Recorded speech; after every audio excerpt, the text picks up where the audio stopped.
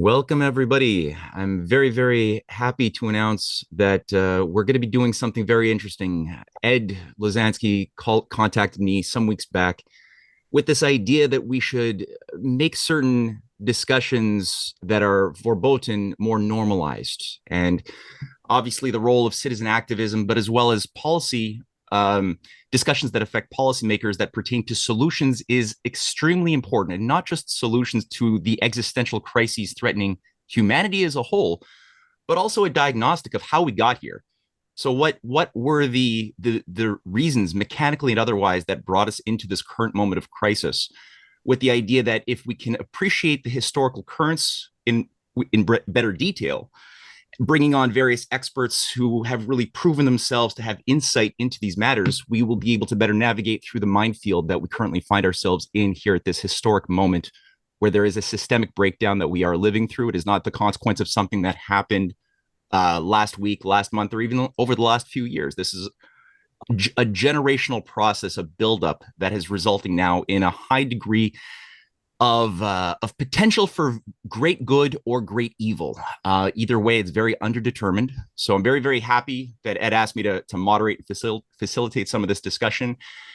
Today, Ed, as well as Peter Kuznick, as well as Professor Hall Gardner, will be the main speakers. Every 2 weeks, we're going to have a different rotation. Some people will come back to deliver their considerations.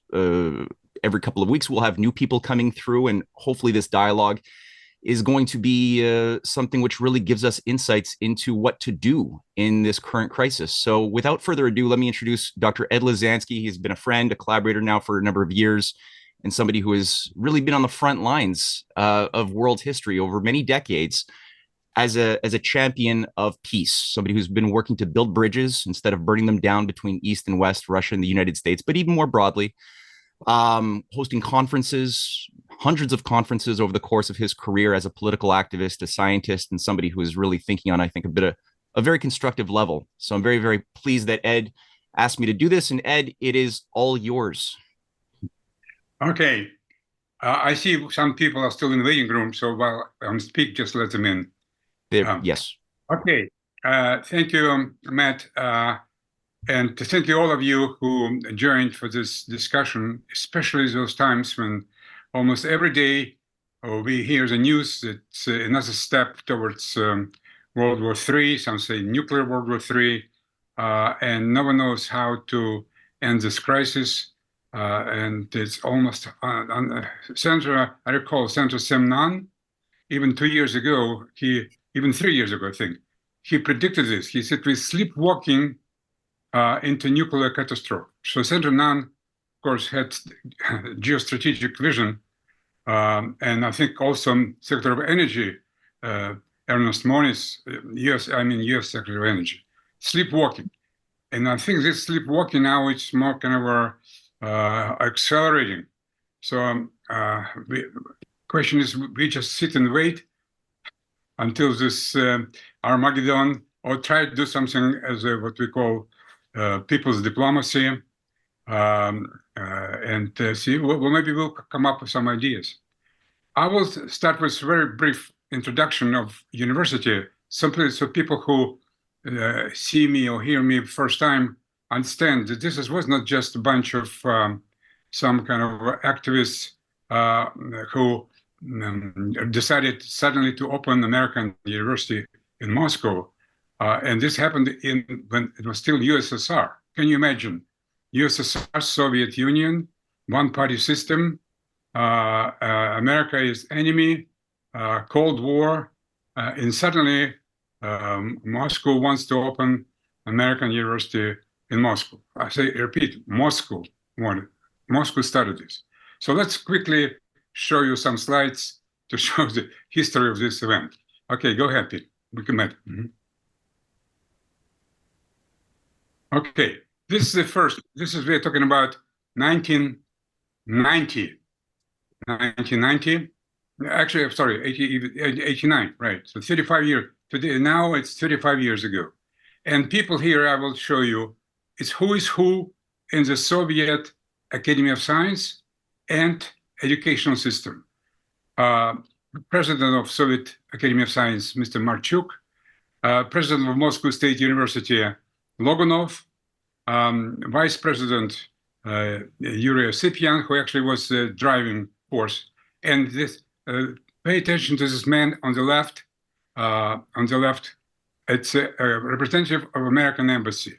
He came also to hear what we have in mind, and he was very supportive. His name is John Katska, and I'll maybe mention later a little bit about him because he recently wrote an article in American Diplomacy magazine and completely different views that he expressed at that time.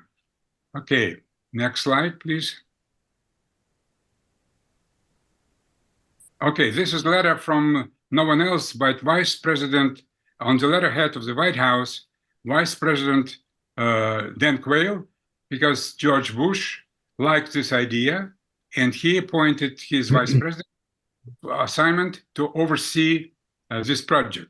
I'm not going to read the whole thing, only last paragraph to understand what White House, well, and this date is September 19, 1990. And this is what, on behalf of President Bush, Dan Quayle, I congratulated the students of what we hope will become a full-scale private American university in the Soviet Union. You are embarking on an exciting voyage of discovery, just as exploration of the new world set off rapid progress and development in Western Europe 4 centuries ago. It is our hope that your own encounter within the new world will provide equally stimulating. Please accept my and President's best wishes. This is on the White House letterhead. This is how it all started. Okay, next slide, please. Okay, this is Vice President Dan Quayle. Not only sent this letter, he went to Moscow and he met President Gorbachev. You see this meeting, and then we discussed this and some other projects that by the time we were talking about, not just American University, many others. Okay, next, please. Okay, this is very interesting. This is Russian Academy of Science, and Vice President Dan Quayle, again, you can see him in the center, and in the middle, next to him is Gennady Osipov, who was president of one of the research institutes, social sciences, who organized this meeting. You see American flag, a Russian flag. Well, I'm next to Osipov, and we talked again. You see maybe this poster in front, it says American University in Moscow. So this was how it was presented as an idea. Okay, next, please. Okay, this is, now we've been back to Washington, and this is a meeting in the American Academy in Science, and we have a reception to discuss this project. It was attended by many, many members of not only Academy, but actually people from State Department, from Congress. There was a reception after that, but it took place also in Moscow, 1990, in Washington Academy of Sciences. It looks very legitimate organization. Next, please. Okay, this is our first project. Before we even started classes, we decided to, it was Soviet Union was really in bad shape. Bad shape, economy was crumbling, people not paid salaries. It just was a horrible thing. So then Russia was kind of maybe with extended hand asking for help. And I had an idea that maybe we should find something that Soviet Union can give, not only take, not only beg for help, but give. An educational system at this time was, and I think still is, especially in math and science, was really terrific. And this magazine, Quantum, it's called Student Magazine of Math and Science. This was our first joint project. It was funded by American National Science Foundation, but content was mostly from Soviet scientists. And when they presented articles in such a way that students, even in high schools, and of course universities, can understand most really important issues of science at that time. And this magazine was later picked up by Springer, and for many years, Springer published this magazine. But this was our first project. It's also an educational project called Quantum. Okay, keep going. Now, for university, you need building. So mayor of Moscow was called, Gorbachev called mayor of Moscow and said, provide those guys building. So mayor of Moscow, at the time, his name was Gavril Popov. He had enormous power. And at the time, so Communist Party already was on the run. So many buildings which belonged to Communist Party, and they had really best mansions, they became almost empty. So Popov, it was very easy for him to give us not just one, but two buildings. And this is one of them. And this is downtown Moscow. And this is supposed to be a building for American university. But idea was that Soviet Moscow will provide space, real estate, and America will provide money to pay salaries to professors, and other related expenses. Keep going. Okay, this is another mention. It was used for our office. It's downtown Moscow, one of the best really locations. You see the American and Russian flags. You see, in downtown 1990, and Soviet Union allows to display American flag in downtown. And this was our office, but we really wrote some materials for lectures, but not only lectures, we had some other ideas. So keep going. Yeah, before, since for this building to operate, we needed find money, which was promised by United States. And in the meantime, since this money was kind of slow in coming, then Moscow State University provided us space. And this was location that we used for America. It's Moscow State University, but we used it for our office until we were waiting for money to come from US that we can move to our new building, separate building. In the meantime, we used building an office on the 10th floor here, and we had already classes. We had American professors who would come and give lectures, but it was still on small scale. Everyone was waiting for big money to come in. Let's go on. Yeah, this is another university. It's, by the way, my alma mater. This is the Nuclear Research University, which also provided space for classes. Again, still anticipating funds coming from US. Okay, and this was office in Washington, D.C., where we plan to have American students.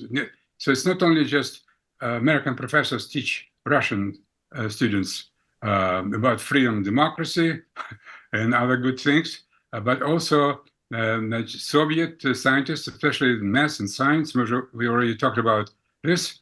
They would provide give lectures on small scale, but until, still very prestigious. You see, again, American and Russian flags, downtown Washington. It's DuPont Circle area. So we had, this is 1990. So imagine two flags flying in two capitals in the downtown locations. Okay, that's it. Okay, this is our students. By the way, these students at Nuclear Research University, and they are now hearing lecture from American professor online. So this is how audience. It was real audience, and I think it was professor from Stanford University was giving lecture online to students at Nuclear Research University. Okay, keep going. Okay, this is, by the way, it's a mixed group of Stanford University and Nuclear Research. And they met in Moscow. They met also at Stanford. And the guy who facilitated this was no one else but the former head of the Los Alamos lab, Victor Hecker.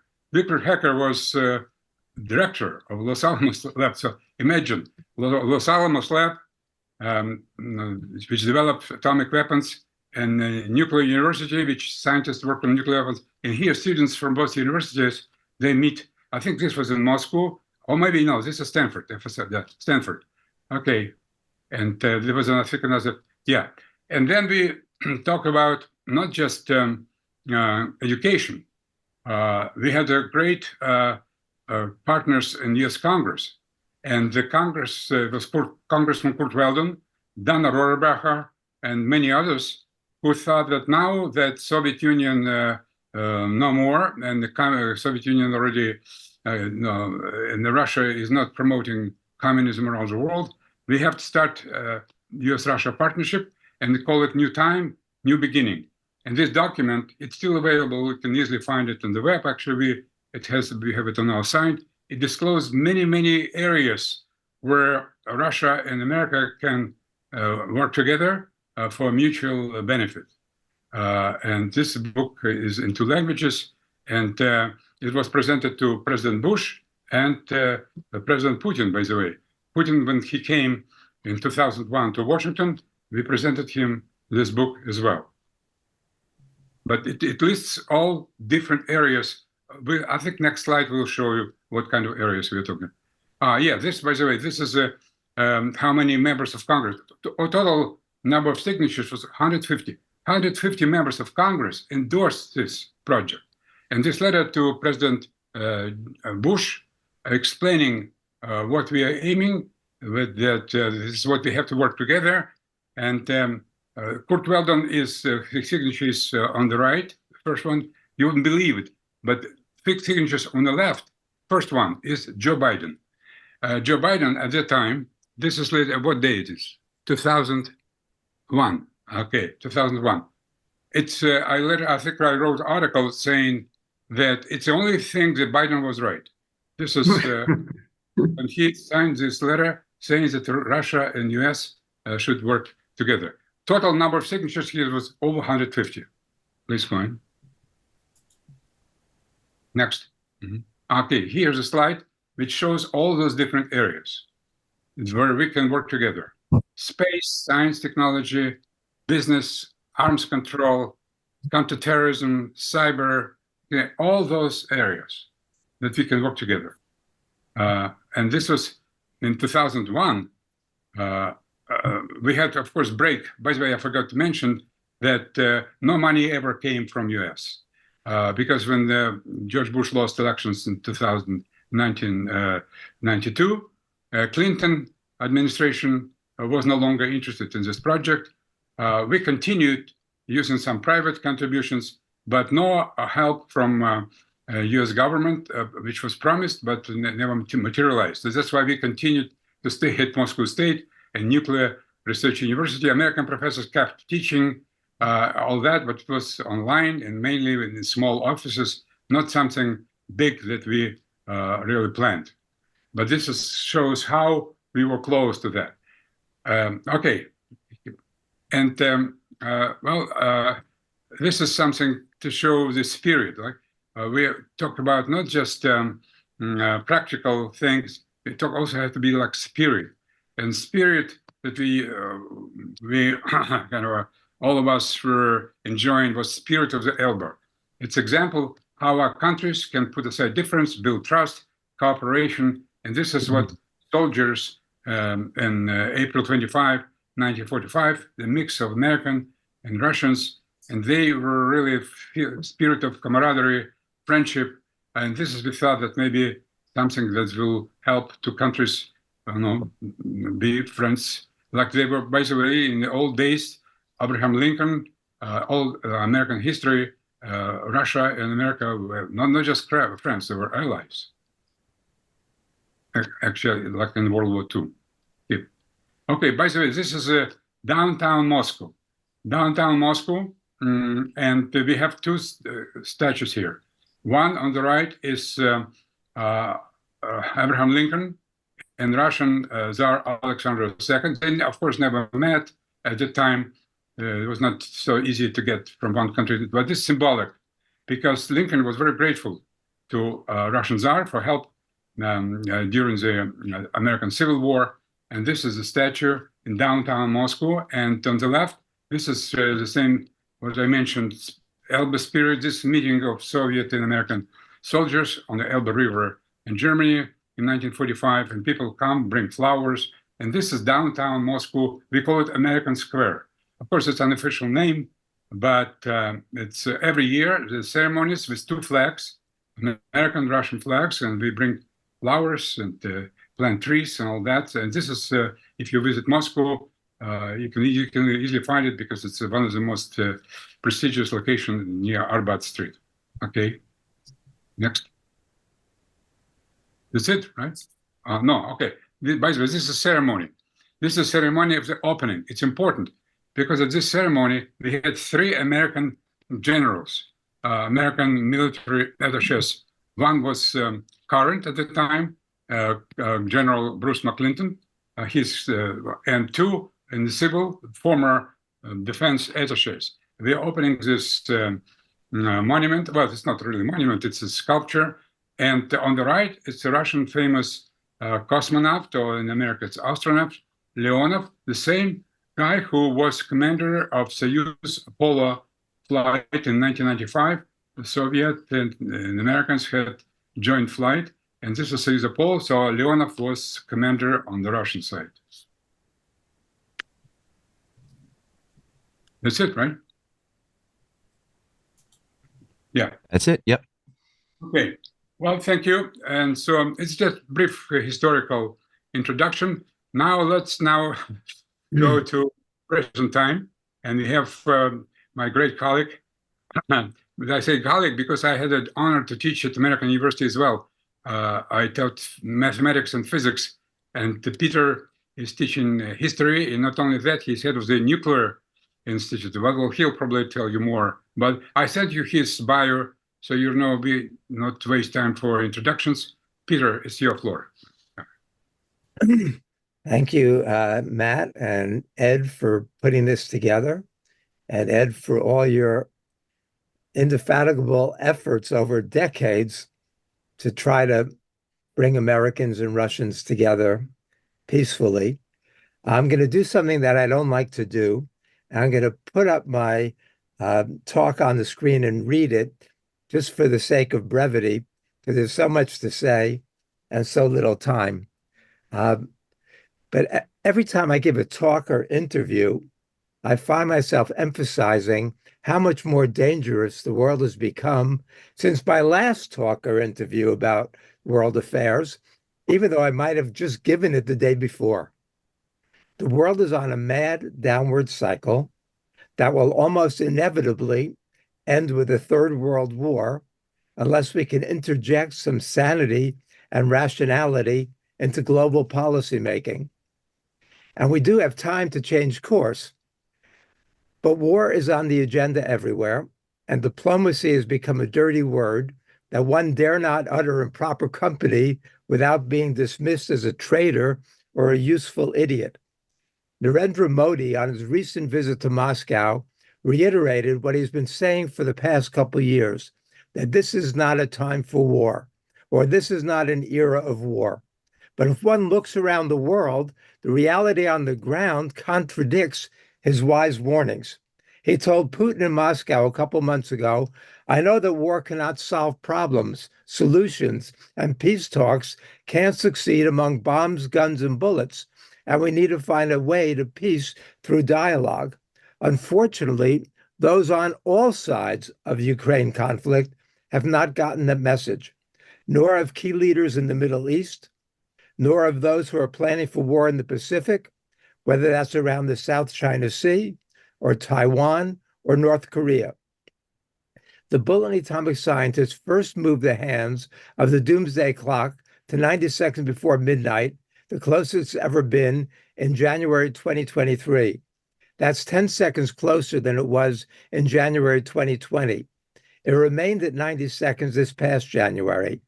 That means that they think the world of today is only marginally more dangerous than it was in 2020, despite the wars in Ukraine and Gaza, either of which can explode into global conflagrations.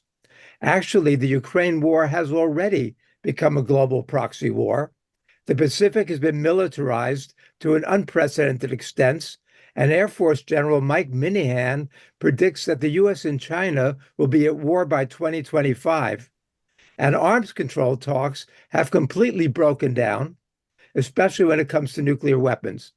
Not only are all 9 nuclear powers modernizing their arsenals to become more effective, more lethal, and more usable, most have already begun or are planning to reverse decades of progress in reducing arsenals and intend to expand them, in some cases dramatically. So we live in a very precarious moment in history. The lunatics have taken over the asylums, and much of the world is, as Ed said, sleepwalking blindly, though inexorably, toward Armageddon. In his brilliant, though profoundly pessimistic 1929 book, Civilization and Its Discontents, Sigmund Freud posits the existence of a human death instinct. Freud, like many leading intellectuals, was deeply demoralized by the unprecedented carnage of World War I, a war in which France lost half of its young men between the ages of 15 and 30, and the toll of dead Russians was even greater. For Freud, this was essentially a rejection of his early, more positive view of human nature. But Freud's concerns about the dark side of human nature were borne out by the greater nightmare of the Second World War, including the 60 to 80 million dead, the horrifying deaths of millions in the Holocaust, the atomic bombings of Hiroshima and Nagasaki, which I've written about extensively, and not only denounced for the absolutely unnecessary killing of hundreds of thousands of Japanese women and children, but for knowingly putting the world on the glide path toward annihilation.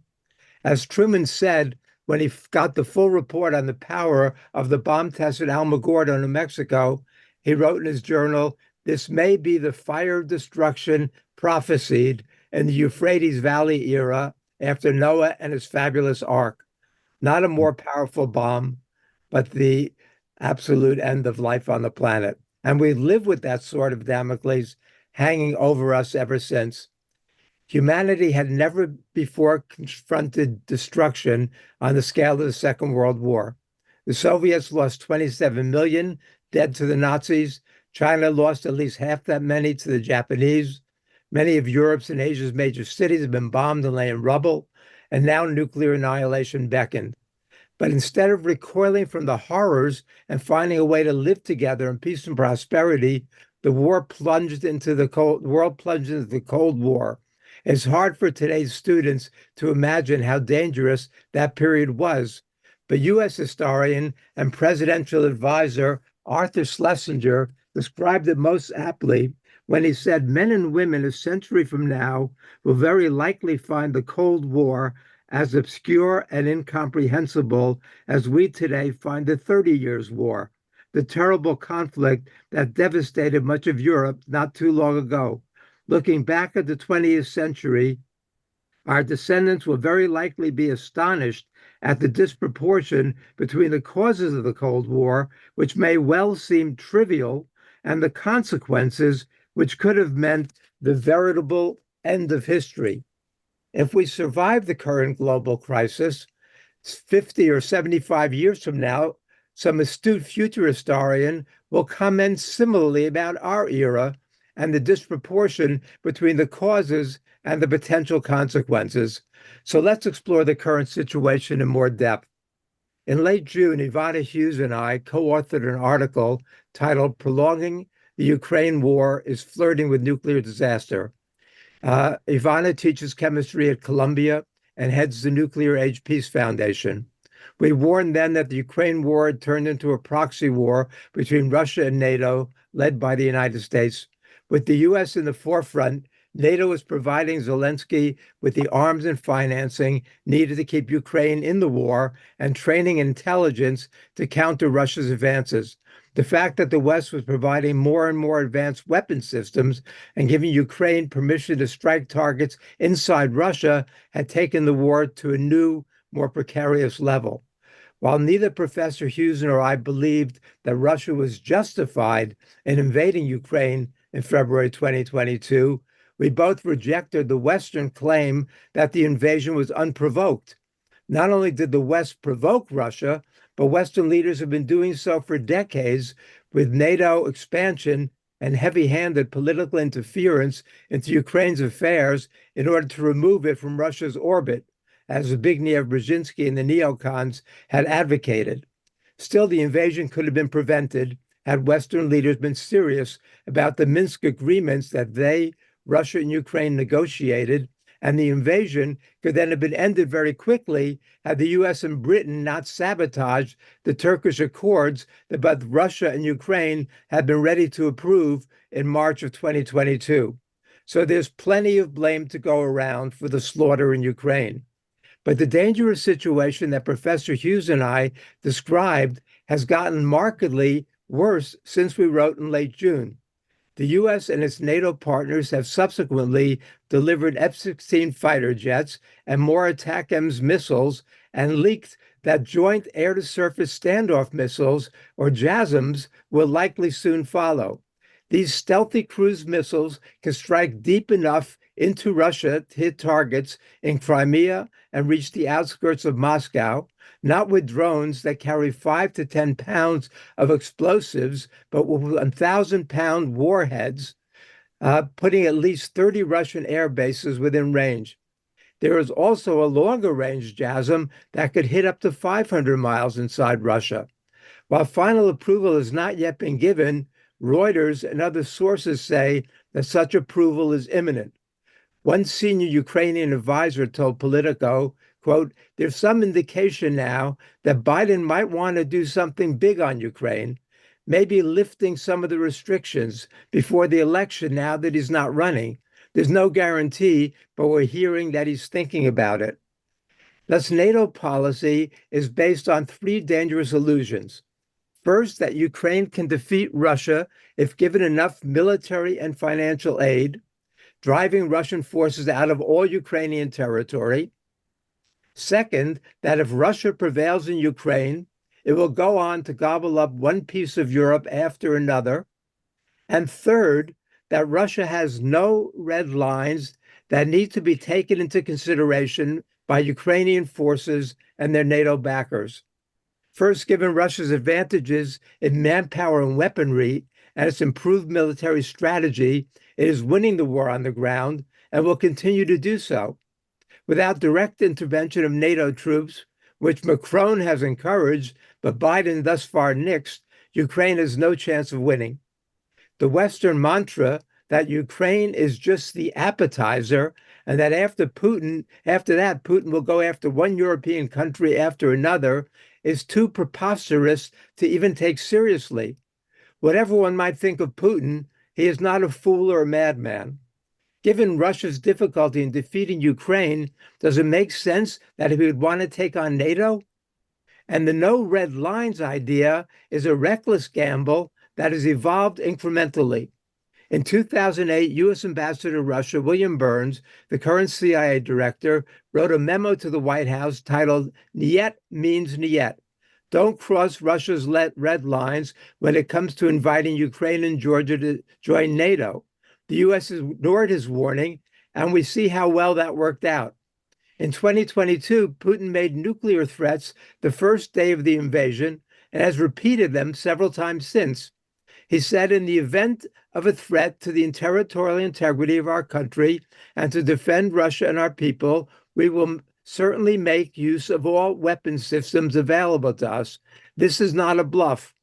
Whoever tries to hinder us, and even more so, to create threats to our country and to our people, should know that Russia's response will be immediate, and it will lead you to such consequences you have never encountered in your history. Biden took the threat seriously enough that he delayed delivery of one weapon system after another, fearing that each addition might provoke Russia into using its tactical nuclear weapons. But as each delivery failed to provoke a more forceful Russian response, NATO became emboldened, and the idea that Putin's threats were simply bluster took hold.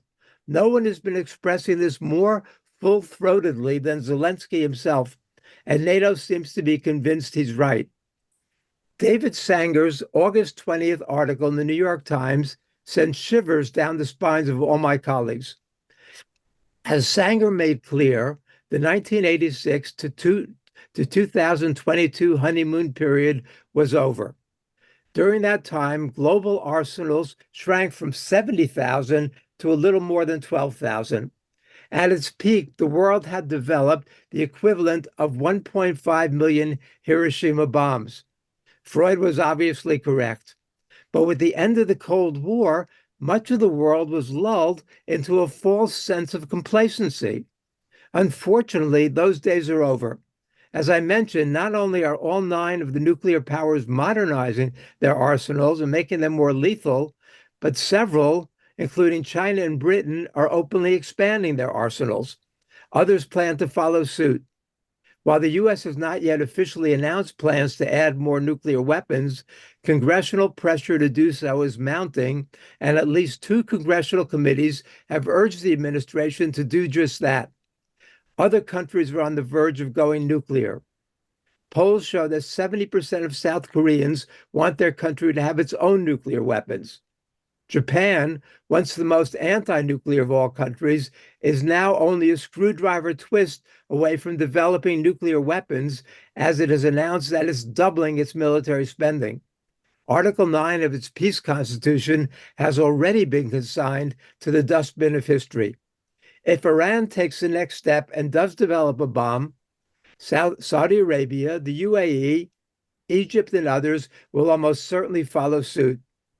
Former IAEA head Mohammed al-Baradei warned that 40 countries have the technological capability of developing nuclear weapons. We could soon have the nuclear anarchy that Jonathan Schell, Dan Ellsberg, and others so passionately inveigh against. Sanger described Biden's nuclear employment guidance, which has been confirmed by top administration nuclear officials, indicates that the U.S. sees a nuclear threat environment in which Russia, China, and North Korea will coordinate a potential nuclear assault and overwhelm the more limited capability of the U.S. and NATO. They point to China's rapid enhancement of its nuclear stockpile, placing missiles in silos, North Korea's growing stockpile and steadily improving missile capabilities, along with its increasingly belligerent rhetoric. Iran's closeness to actually producing one or more nuclear warheads, with a breakout time in days and weeks instead of months and years, as it was under the JCPOA, and Russia's allegedly lowered threshold for use of nuclear weapons in Ukraine and other parts of Europe. In response, the U.S. is planning to fight and win a 3-front nuclear war. That same day, August 20th, Jack O'Doherty published an article in the Bulletin of Atomic Scientists headlined, quote, "Is America buying nuclear weapons to win a war or to prevent one?" O'Doherty states that not all nuclear planners accept the widely held assumption that the only use of nuclear weapons is to deter a nuclear war through the threat of mutually assured destruction. To the contrary, he emphasizes, there is a second school of nuclear analysts who believe the U.S. has the technological ability to preemptively launch a disarming first strike given breakthroughs in hypersonics, anti-submarine warfare, missile defense, and AI-enabled data processing. For the deterrence theorists, war between the superpowers is unthinkable. As Reagan and Gorbachev stated, and others have reiterated more recently, nuclear war is unwinnable and must never be fought. But there were strategists throughout the Cold War who rejected that kind of thinking.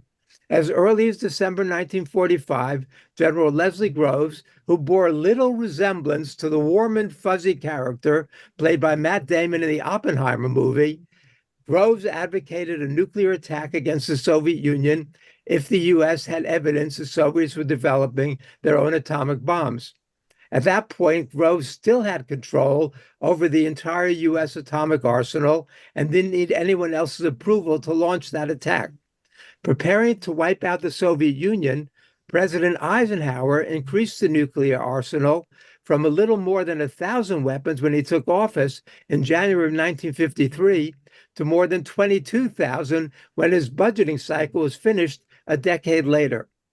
President Kennedy walked out of a briefing in disgust after being informed about U.S. plans to launch a preemptive nuclear strike against the Soviet Union that its vast nuclear arsenal made possible.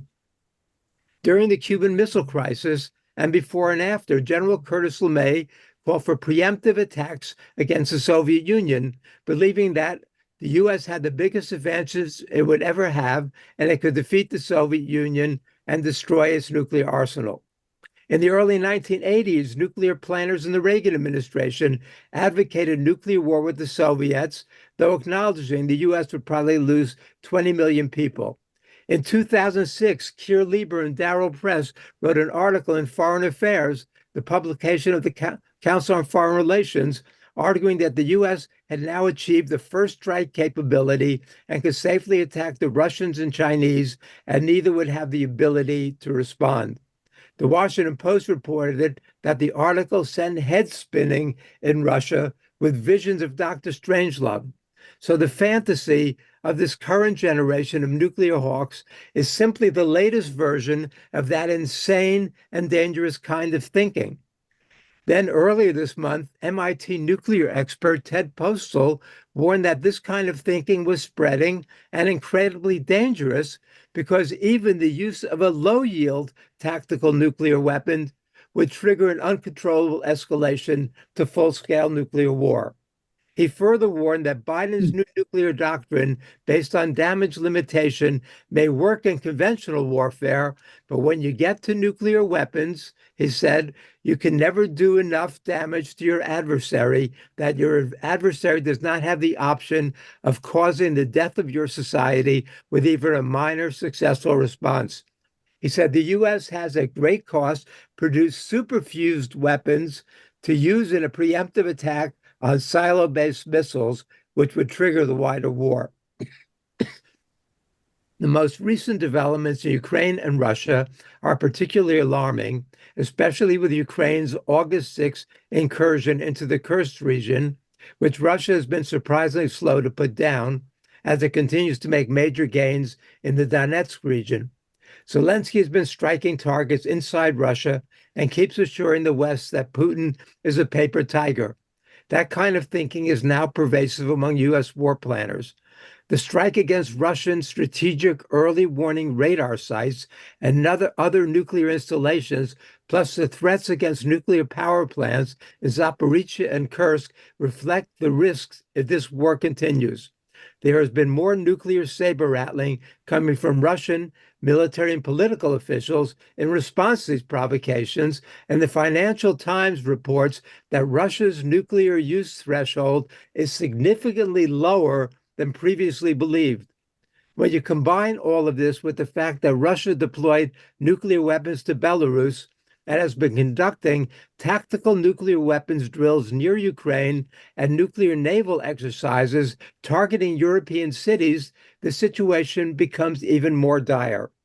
To make matters worse, the recently concluded Democratic Party convention in Chicago, which started on a positive, even uplifting note regarding domestic policy, ended on a hawkish bellicose call to arms against Russia and all of America's adversaries. I had hoped that Harris would strike a different tone and embrace diplomacy in a way that has been anathema to Biden in Ukraine and to some extent China, but I was disappointed by her and her party's unbridled militarism as seen in presentations by Biden, Gallego, Panetta, and Harris herself, and her celebration of the lethality of American arms, nor did she offer any real break with Biden over Israel and Gaza. The first Cold War pitted the U.S. and its allies against Russia and its allies. Proxy wars abounded in places like Vietnam. They were even more bloody than Ukraine and Gaza. When former Secretary of Defense Robert McNamara, who is widely considered the architect of the U.S. invasion of Vietnam, visited my class, he told my students that he accepted that 3.8 million Vietnamese died in the war, 3.8 million. I thought that was a mind-boggling admission until I visited Hanoi this past January and was told by top Vietnamese officials that they now believe that 5 million Vietnamese perished. That was indeed horrific. But now the U.S. is engaged in a two-front Cold War against both Russia and China and their allies, and the line of battle is not thousands of miles away in Southeast Asia, but on Russia's borders. The new Cold War makes as little sense as the previous one. We were lucky during the Cuban Missile Crisis that it was Kennedy and Khrushchev in charge and not Biden or Putin, or we probably wouldn't be here today. As Kennedy said in his visionary 1963 American University commencement address, in which he called for an end to the Cold War, he said, quote, nuclear powers must avert those confrontations which bring an adversary to a choice of either a humiliating retreat or a nuclear war. To adopt that kind of course in the nuclear age would be evidence only of the bankruptcy of our policy or of a collective death wish for the world. Or as Khrushchev said right after the Cuban Missile Crisis, peace is the most important goal in the world. If we don't have peace and the nuclear bombs start to fall, what difference will it make whether we are communists or Catholic or capitalists or Chinese or Russians or Americans?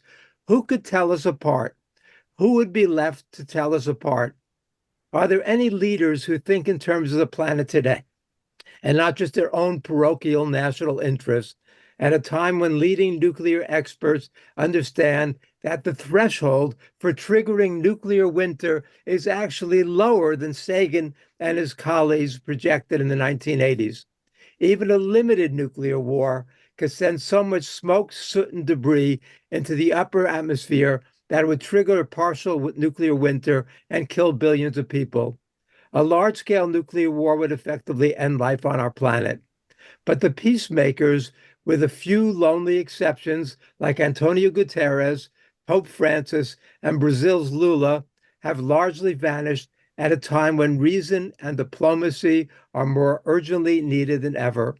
We must end the madness of Ukraine and Gaza and peacefully resolve the conflicts in the Pacific, or by design or inadvertence, our species' life expectancy will be tragically shortened.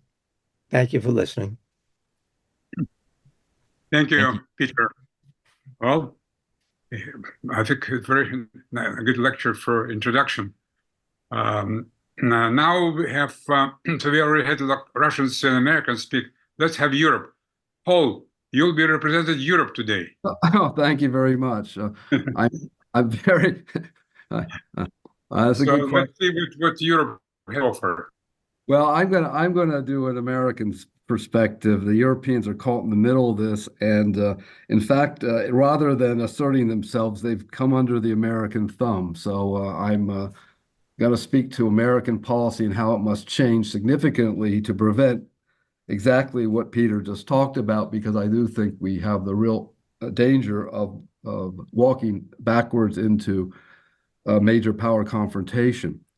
I guess you can't see me, so I apologize about it. I don't know. I didn't have a problem with my video before. I agreed with everything Peter said, except for one caveat. You know, when we speak of a honeymoon, you're usually got to be married before you have a honeymoon. The U.S. and Soviet Union and Russia were never married. They never entered into a formal entente or alliance relationship as they had during World War II, as the spirit of Elba you talked about. This means that we were actually in a period of of dating, or what I refer to in my book as date rape.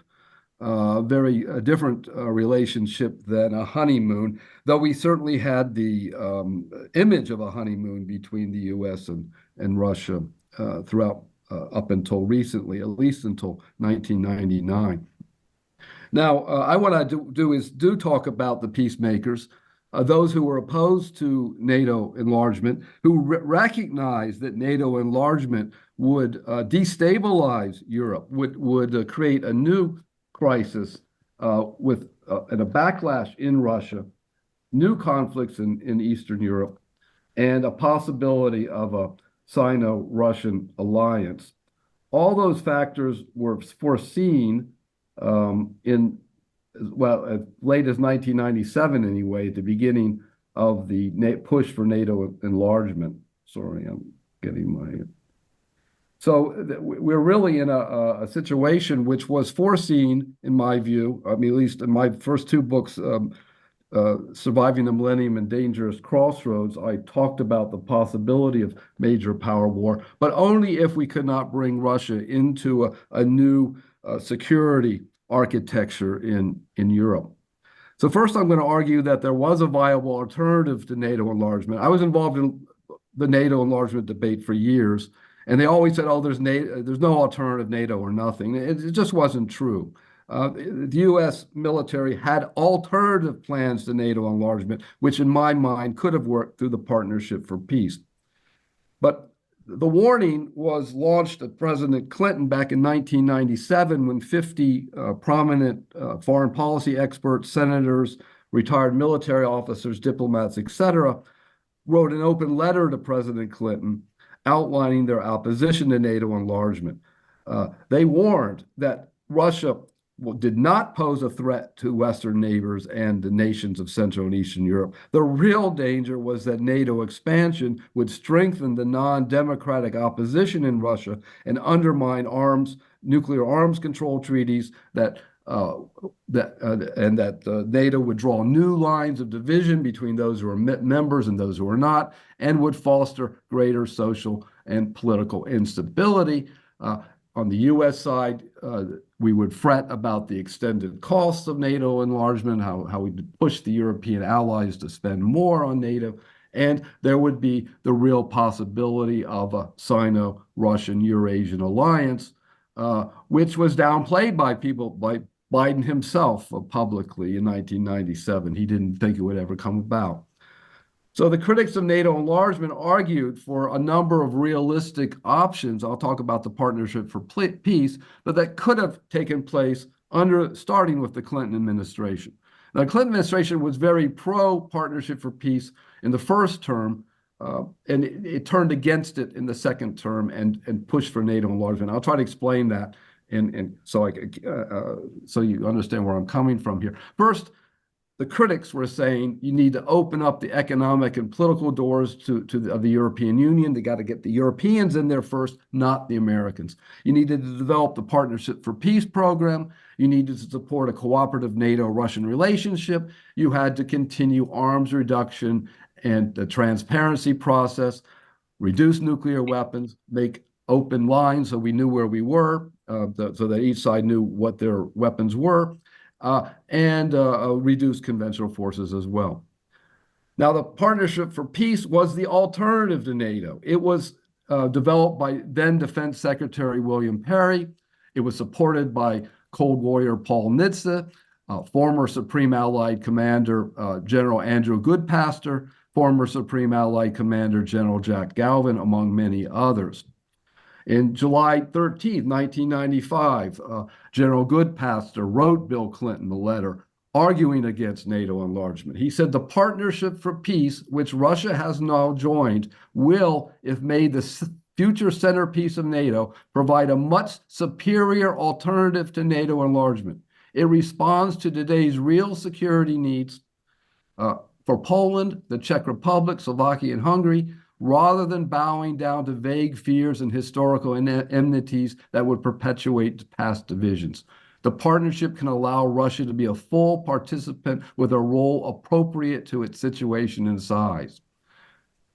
So it could constitute the basic security structure for the era we are now entering. Yet Washington and Congress never took any major steps to reform NATO in the direction of what can be called political security, or I prefer to call cooperative collective security. The U.S. and NATO only put limited resources into the Partnership for Peace initiative. If it had been built up in the way as General Goodpaster argued, we would not be in the situation we are in now. So engaging with Russia and Eastern European security jointly was the path to go, and yet that was not the path chosen. So why did Clinton switch direction? There were a number of factors that led NATO to engage in its open-ended enlargement, which is kind of absurd because it's supposed to be a defense organization, and it's being treated as if it's a club that anybody can join except for Russia. Now, Russia was given a very limited voice, but not a veto in NATO affairs to the NATO-Russia Council, and I'll explain that in a minute. But the following arguments were used to override the concerns of the critics of NATO enlargement, many of which, like Paul Nitze, had much more experience dealing with the former Soviet Union than most members of the Clinton administration. The first issue was President Clinton's desire to obtain votes and contributions from American citizens of East European ethnic backgrounds. He was fighting Republican Bob Doyle in the 1996 presidential elections, who accused the Clinton administration of dragging its heels on NATO enlargement, including the Baltic states and Ukraine. So the idea of bringing Ukraine into NATO was already there, even though the first wave of expansion after East Germany was only Hungary, the Czech Republic, and Poland. But the point is that Bob Doyle was pushing Clinton. Clinton wanted to win the elections and needed to come up with a formula because he was really supporting the Partnership for Peace in 1993, up until 1994. The next major factor was American defense contractors who were seeking new markets in Eastern Europe. The major lobbying group, U.S. Committee to Expand NATO, was under the Director of Strategic Planning for Lockheed Martin, Bruce Jackson. I met him many years ago when he was coming here to lobby. What was later called the deal of the century, the sale of Lockheed F-16s to Poland, was made in 2002 once Poland obtained NATO membership.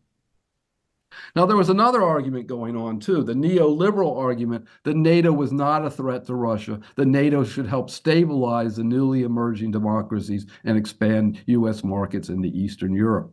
Moscow could join NATO at some point in the future, but only once it had thoroughly democratized. So we had to wait for some sort of democratization process defined by who for Russia to participate in and work actively with and cooperatively with NATO. But there was also the neoconservative argument that the U.S. should seize the unipolar moment. Russia was not an immediate threat to NATO, and Moscow's threat to ally with China and other states was a bluff. But if Russia did become a threat, then NATO would be prepared as it expanded into Eastern Europe. Now, another issue which I'm investigating, have been investigating more closely, is the strategic consideration that in the period 1991 to 1994, the U.S. needed to press Ukraine to give up its significant nuclear weapons capabilities that it retained after the collapse of the Soviet Empire, and therefore prevent the real possibility of war between Russia and Ukraine before the U.S. expanded NATO. So as I'll say in a minute, Yeltsin was shocked after he made the Budapest Memorandum in 1994 that Ukraine finally and Kazakhstan and Belarus all gave up their nuclear weapons. Suddenly, the Clinton administration was talking about expanding NATO right to the Russian border.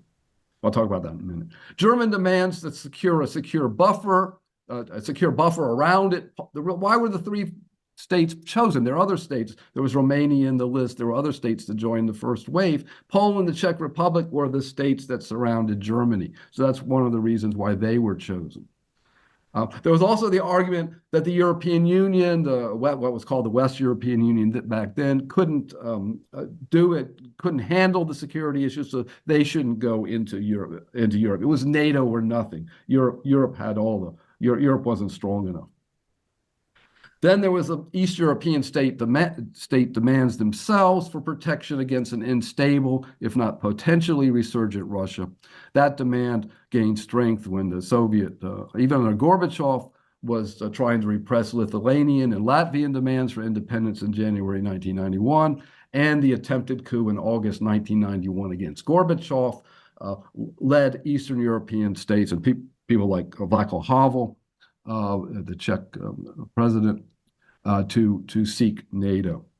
And finally, the view that the Partnership for Peace would leave Central and Eastern European states in a limbo or a gray zone without adequate defenses, and that Partnership for Peace stood for the Partnership for Postponement of NATO enlargement, in Henry Kissinger's words. So Kissinger, Brzezinski were all pushing for NATO enlargement along with other hawks at this time, even though, as I tried to say, there were very powerful military actors who argued that the Partnership for Peace was a legitimate means to develop East European security.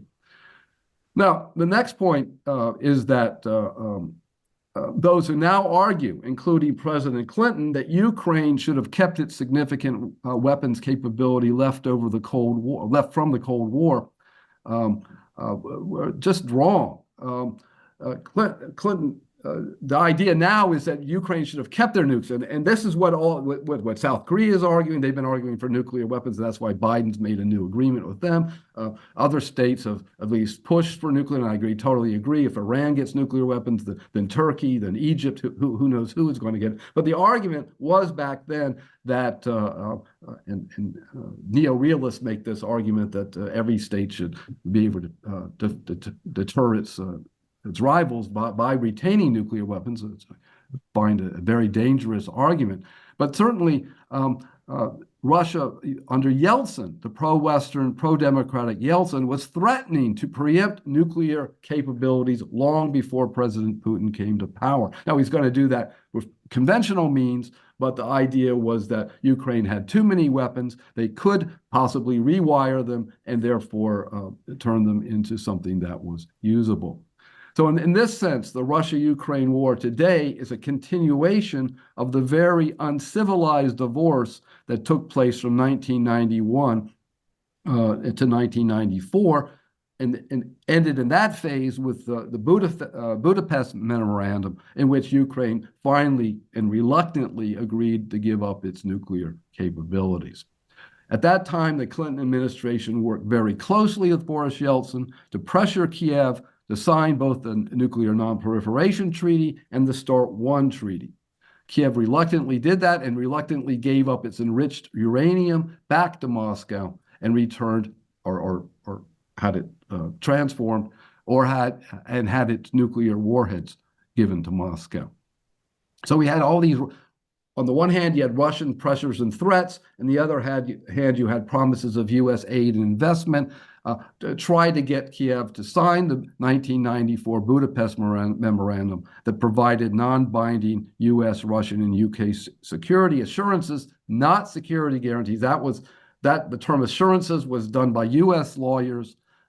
It wasn't solid security guarantees in exchange for Kiev to give up its substantial former nuclear weapons capabilities. It was considered a major accomplishment for the Clinton administration, which also got tactical. They talked about loose nukes back then. The Clinton administration also was able to get some tactical nukes out of Kazakhstan, which was one of their big accomplishments. But what happened? As soon as they got the Budapest Manifesto, Yeltsin exploded in rage in December 1994, just having signed the memorandum. Yeltsin was angered by the fact that Washington was beginning to push NATO enlargement, what NATO itself calls a nuclear alliance. I argued at different meetings not to link nuclear and alliance together, but that's been one of the NATO's key points, calling itself a nuclear alliance, even though it claims it would get rid of nukes after a certain period of time. Anyway, the point was NATO was beginning to push into its membership into its nuclear alliance, into former Soviet spheres of influence and security faster than the Clinton administration had admitted to them.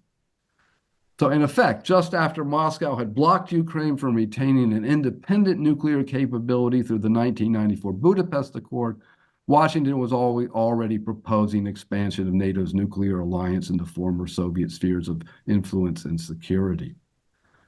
Now, much as Washington was adamantly determined not to permit Moscow to deploy nuclear weapons in Cuba, there was no way Moscow would permit Kiev or potentially NATO to point nuclear weapons into the soft underbelly of the Russian heartland. Yeltsin's outrage in 1994 in many ways forewarned Putin's revenge in 2022. Now, the second term administration, after announcing NATO enlargement, did attempt to modify or bend the relationship between NATO and Russia through the 1997 NATO-Russia Founding Act. Yet NATO's decision to go to war with Serbia over Kosovo completely upset the possibility of compromise over NATO enlargement. Just 2 years after Moscow had signed the NATO-Russia Founding Act in '97 that promised NATO would not deploy permanent troops or nuclear weapons on the ground to new NATO members, NATO engaged in its air war over Kosovo in 1999 against Russia's Serbian ally without seeking a UN security mandate or even taking Moscow's point of view into consideration, and even talking to Primakov, who turned his plane around as NATO started to bomb. Yeltsin pleaded with Clinton not to pursue the bombing of Belgrade, as the Russian people would certainly from now on have a bad attitude with regard to America and with NATO, and yet he went unheeded. NATO's air war over Kosovo was seen as a violation of the 1997 NATO-Russia Founding Act that had promised, quote, to define the goals and mechanisms of consultation, cooperation, joint decision-making, and joint action that would constitute the core of mutual relations between NATO and Russia. That's a direct quote from the NATO-Russia Founding Act. There was also the promise to prevent conflicts and settle disputes by peaceful means in accordance with the UN and OSCE principles, OSCE, Organization of Security Cooperation in Europe principles, yet U.S. and NATO refused to work with the UN Security Council in the conflict over Kosovo. So these combination of factors, now combination of NATO's open enlargement, NATO's air war over Kosovo, combined with U.S. support for Taiwanese independence after the 1995-96 Taiwan Straits crisis, those factors then bring Moscow and Beijing together into a tighter Eurasian alliance with the signature of, on July 2001, between the People's Republic and Russian Federation, the 20-year strategic treaty. Now, my point is that the hardliners who proposed NATO enlargement really didn't imagine Russia and China coming together at that point, and Biden actually said that was impossible to do. So while there was, now what changed this situation though was the unexpected attack on September 11th, 2001, which actually brought Washington and Moscow into a closer relationship because it looked like they would cooperate in the global war on terrorism. And so just at that time, then NATO said, okay, we're going to meet with Russia on a NATO plus Russia format in the NATO-Russia Council and try to begin to get a greater dialogue. All right, so this did not stop, and we go on the this did not stop, however, being closer communication on the NATO-Russia dialogue did not stop the U.S. from dumping unilaterally the anti-ballistic missile treaty. It did not stop the Big Bang NATO expansion in 2004, where the 3 Baltic states were taken into NATO against Yeltsin's red lines and Putin's red lines. And it didn't stop the 2008 Bucharest summit from incorporating both Georgia and Ukraine into NATO membership at some undefined point in the future. Ukraine had formally declared itself as a neutral state at the beginning of its independence, 1991.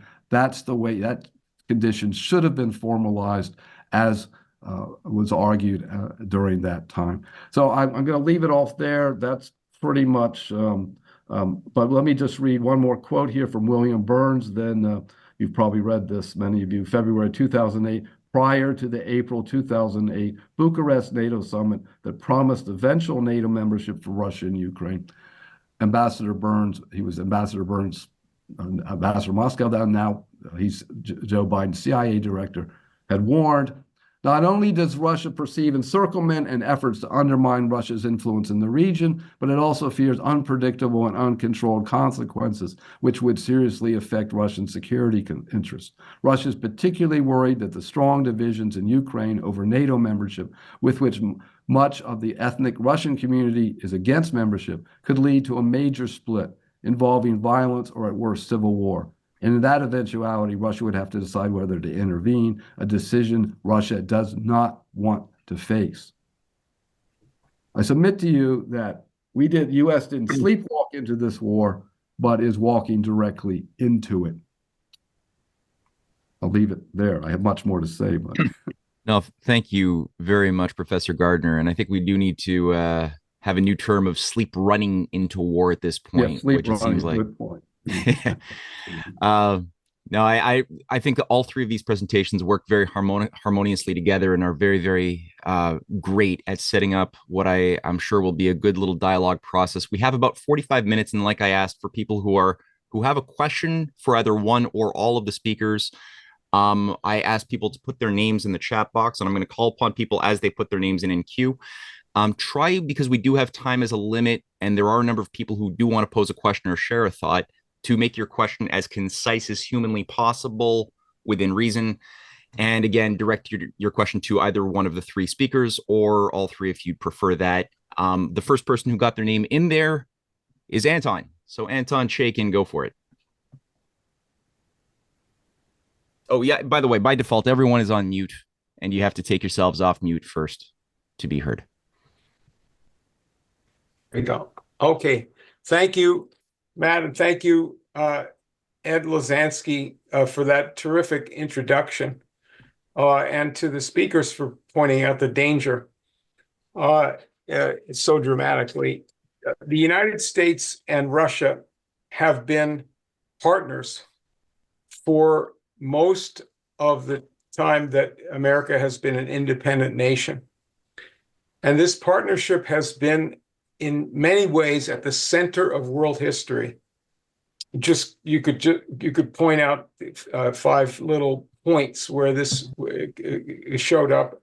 Franklin and Russia in the American Revolution with the Russian leadership, Lincoln and Tsar Alexander II, both of them liberated the slaves in their countries. Then the Trans-Siberian Railroad was essentially a joint project of U.S. industry and Russian engineering. And then FDR and the Soviet Union versus the imperial system, as well as the imperial spin-off called fascism. And then John Kennedy's attempt to get out of this insanity of the Cold War and the danger there. The partnership is based on the joint common purposes of the two great nations. This is absolutely essential because the United States in many ways has, in our era, lost this purpose since the death of John Kennedy.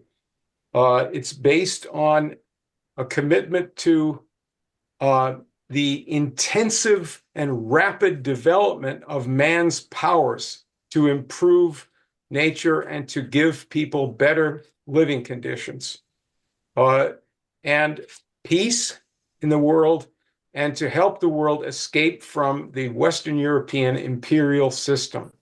Those 3 things have been the centerpiece of this partnership. Just to highlight, I only want to highlight and get your reaction to this. Kennedy was the last great example of this partnership. Kennedy was he emphasized the upgrading of the world's productive capabilities, the USA and other countries. He and his Glenn Seaborg, his atomic energy chief, were tremendous advocates of nuclear bomb disarmament and nuclear power development, both. Kennedy featured a full-scale industrial development idea for the USA and in many respects the rest of the world. That included nuclear power for desalination as a problem solver, fresh water, a huge project called NWAPA in the United States to solve our environmental problems by getting more fresh water, nuclear power desalination. He changed the Atomic Energy Agency internationally with Russia and with other countries to emphasized that joint nuclear power program.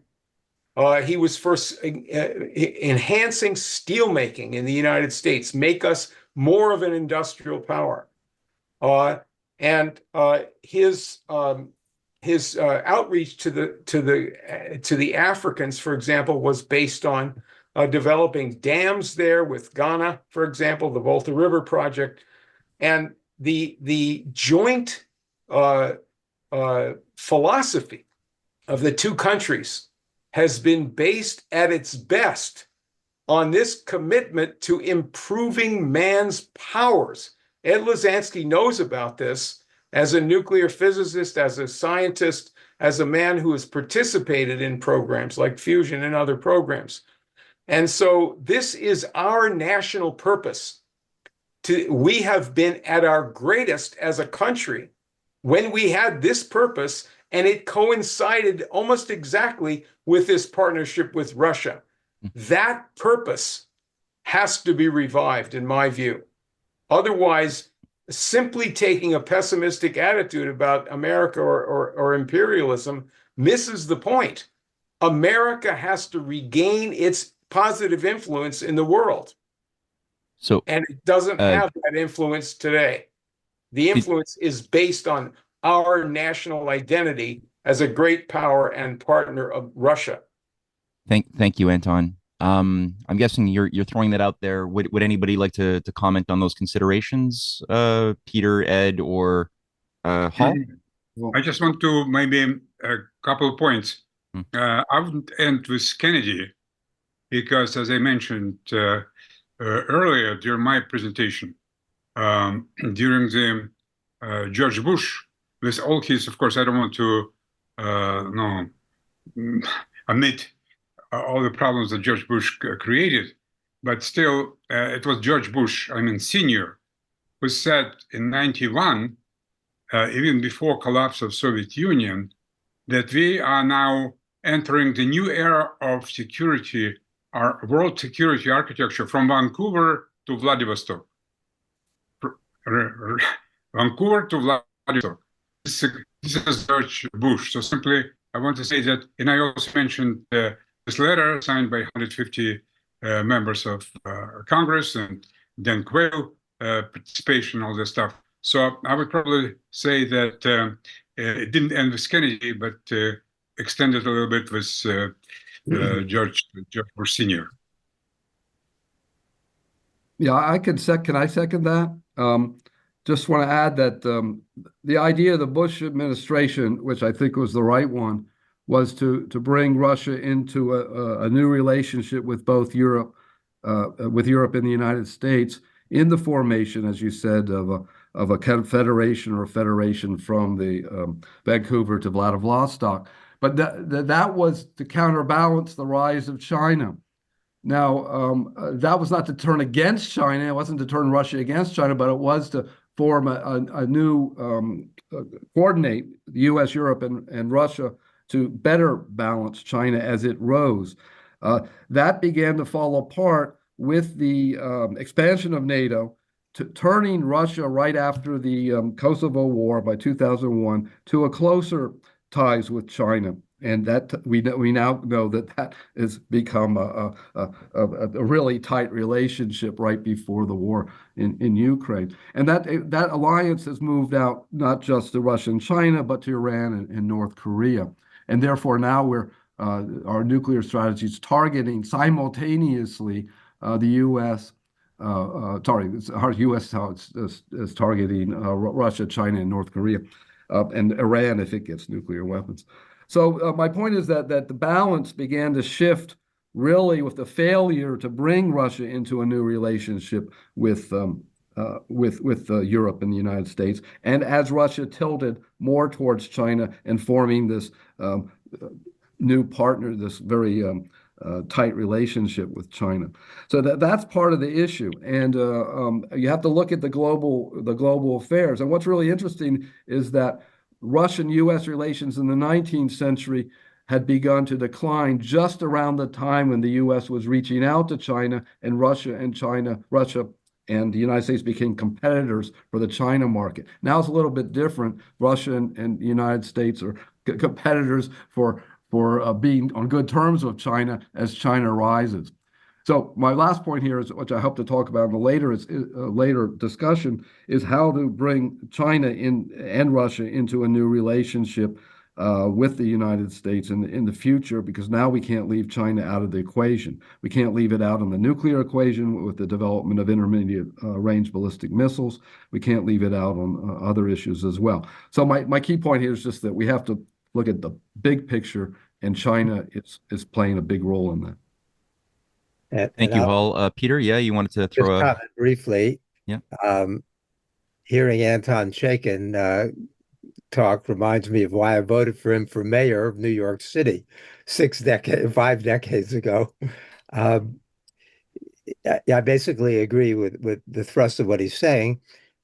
I'll first take a little bit of issue with Ed, because it was also Senior Bush who invaded Panama shortly after we were celebrating the season of peace, and it looked like the world was going to go in a different direction. We wasted very little time in invading Panama and then getting involved with the first Gulf War. So, and people often said the right thing temporarily. Even Jimmy Carter, at the start of his administration, talked about nuclear abolition. It didn't turn into a real hawk until the last couple of years. But I agree that Kennedy was our last great president, our last visionary, our last real advocate of peace and development in the White House, and that he and Khrushchev were working together in 63 and 62 and 63 to change the world. What happened was they both understood during the Cuban Missile Crisis that they had lost control. And late in October of 62, Khrushchev wrote a tremendous letter to Kennedy in which he advocated, he said, from evil, some good must come. Our people have both felt the burning flames of thermonuclear war. He said we have to eliminate every conflict between us that could cause a new crisis. And Kennedy responded slowly, but he responded in kind. And that's what they were trying to create when Kennedy was assassinated. And that's what his American University commencement address was about. And the thing that's interesting about that, or one of the things, is that he refused to allow the State Department, the CIA, or the Pentagon to have any say in that speech. He wrote it with Norman Cousins, and he wrote it with Ted Sorensen and his own ideas. And that's part of why it was such a brilliant and visionary speech. Yeah, I'll just add an observation that I had made just to chime in quickly, that Kennedy's offer for a joint U.S.-Russian space program 3 weeks before he was murdered, I think, is something that people should also look at, as well as a sense of what could have been and where the world could have gone back then. And Khrushchev's son gave an interview that I just recently discovered where he said that his father wanted to accept that offer had Kennedy not been murdered, which you could only imagine how that would have changed the entire equation of mutually assured destruction that was really locking the world into everyone's knife is at everyone's throat.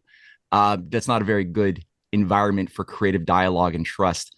So what a different world. And I mean, these types of lessons, I think, looking at the current situation, speaking to what Anton was also alluding to regarding the need to look for points of win-win cooperation, especially bringing in China, as Professor Gardner made the point, into the equation, is extremely important. So thank you, guys. It's now 12:30 Montreal time. I think we have about till 1:30 Montreal time. Then it has to be a hard stop. We have a few more questions still from the audience, so we're going to go through this. As I said, as concise as possible, because I think everybody generally would like to every one of the three speakers would like to speak today to most of the questions.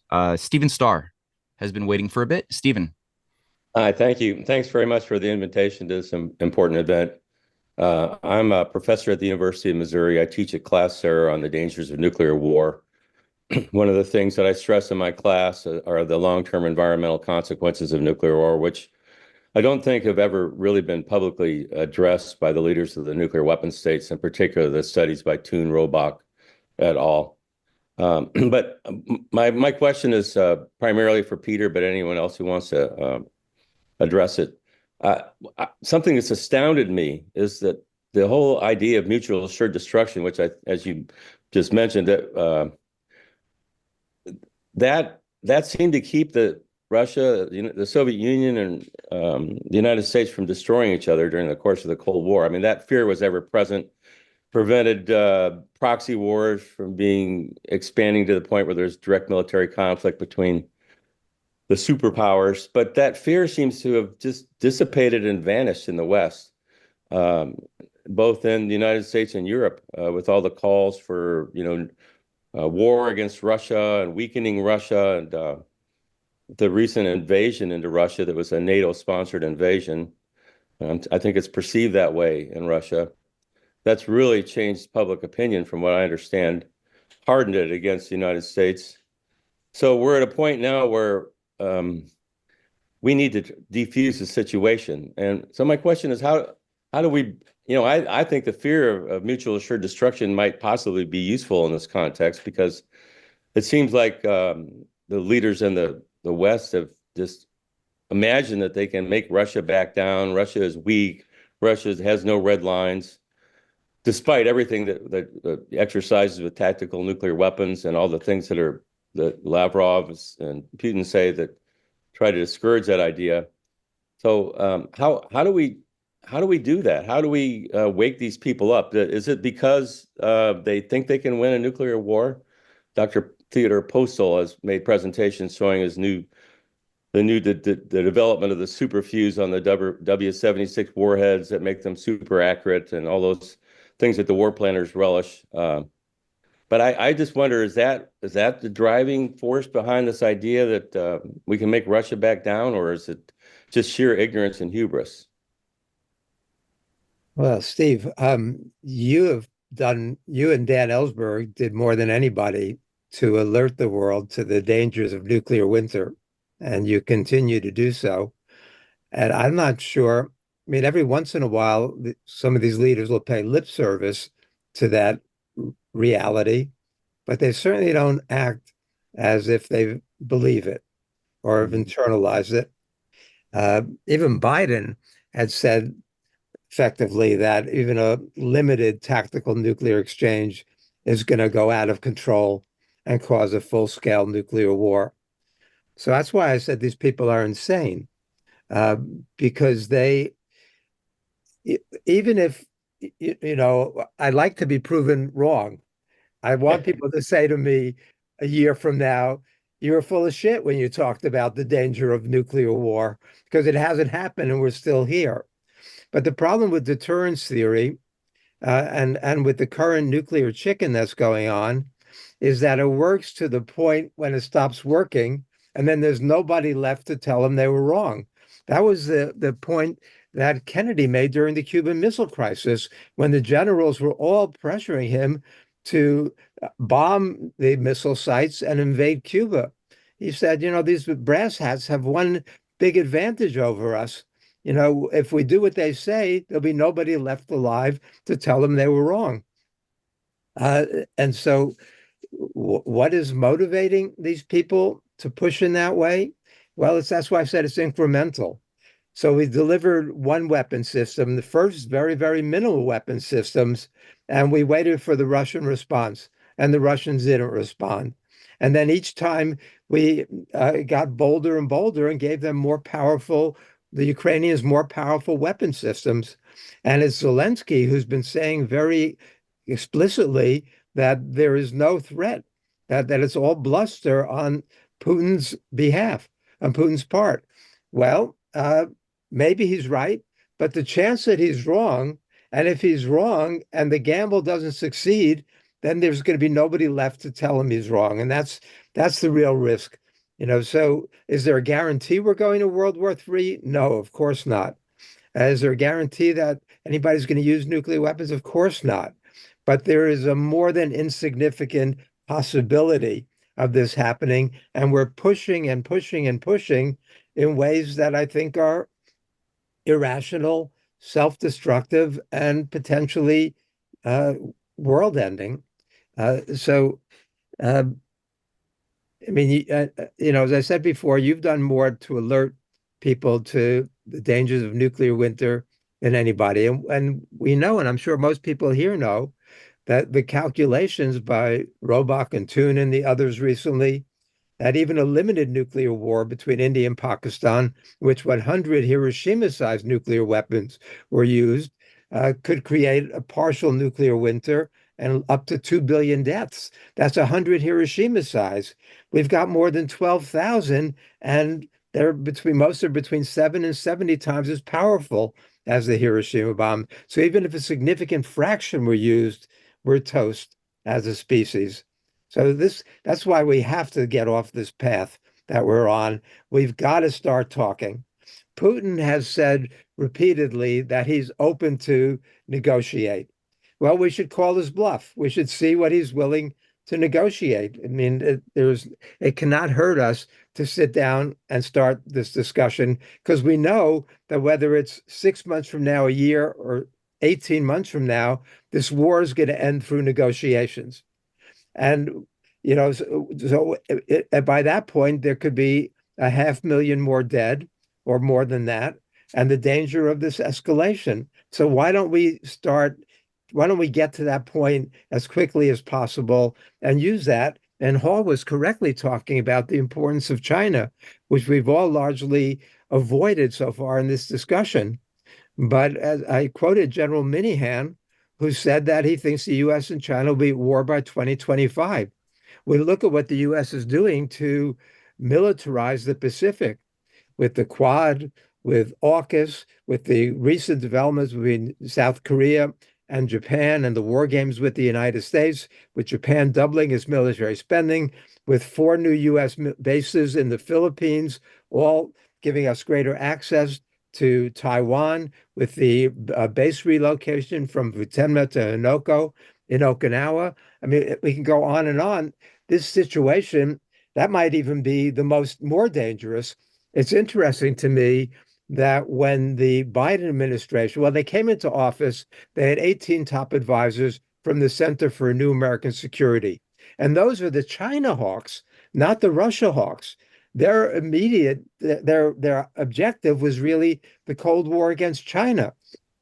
And even recently, when they had an opportunity to replace Wendy Sherman as number 2 in the State Department, the acting number 2 was Victoria Nuland, the leading Russia hawk. But they passed over her and chose Kurt Campbell, who's the leading China hawk.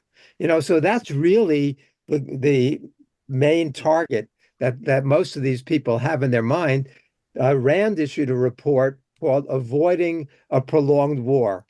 Get out of Ukraine as quickly as possible so we can go after the real target, and that's China. Well, we can expand this discussion to include that as well, because we're as this new nuclear employment doctrine of the Biden administration says, we have to fight and be ready to fight and win a nuclear war against Russia, China, and North Korea simultaneously. If anybody's ever heard anything more insane than that, I don't know what it would be.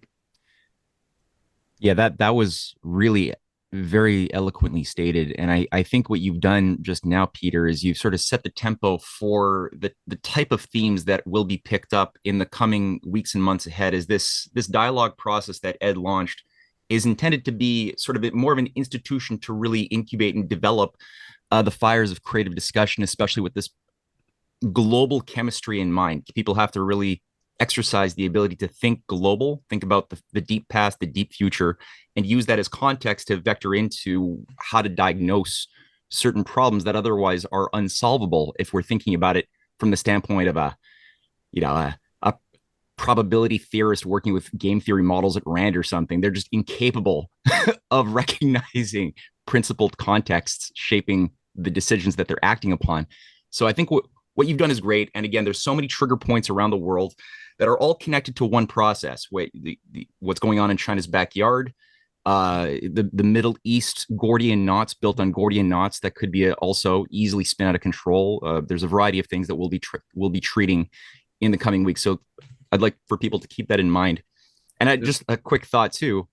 It's so ironic hearing what you just said, that so many Americans that I interact with are freaking out over certain types of propaganda that have induced them to believe that Biden is a Chi-Com CPC puppet, and they're being weaponized to support war with China, which is sort of not that different, but ironically, the same kind of formula applied to many Democrats who were induced to believe through a different type of narrative, but that accommodated their profile, that, you know, Putin has taken control of the United States, and you know, in both cases, good people are losing their heads to something which is neither, you know, run by Russia, run by China. There's something else going on that people aren't thinking about properly. So again, it's an irony that just struck me when you brought up all of the anti-China war hawks brought in by Biden's administration. I found that quite ironic. So I had to share that. Could come in here on Europe. We're moving back. If you remember the Euro missile crisis that lasted from really 1979 to 1987, where the Russians were deploying their SS-20s and aiming them at Europe, and the U.S. decided to deploy cruise and Pershing missiles to counter those missiles. And the theory is this: if you can fight a nuclear war with tactical, so-called tactical or non-strategic weapons, the U.S. is deploying B-61-12 gravity bombs and integrating them with the F-35 combat aircraft. And in 2026, U.S. is expected to deploy the ground-launched intermediate-range missiles in Germany. So we're heading towards another Euro missile crisis with both sides. So why is that significant? Because the theory is that the mutual assured destruction will hold on the intercontinental ballistic missile dimension. But if you don't balance on the regional level, then you could have a tactical nuclear war, or a better term is a non-strategic nuclear war in Europe. And I mean, I think NATO was really lucky that it got through that Euro missile crisis. In 1983, we came very close to a nuclear war when the Russian radar systems thought they saw a launch of American nuclear systems, and the Able Archer crisis during the Able Archer NATO nuclear exercises. Russia took those very seriously, and really their military thought they were under attack. Fortunately, they had saner minds that realized they weren't. But my point is, that's what I think these guys think they're doing. They're repeating that tough guy Euro missile crisis where NATO won, Gorbachev backed down, and I'm not sure that's going to happen in this case. That's what I'm worried about. This is not going to back down so easily.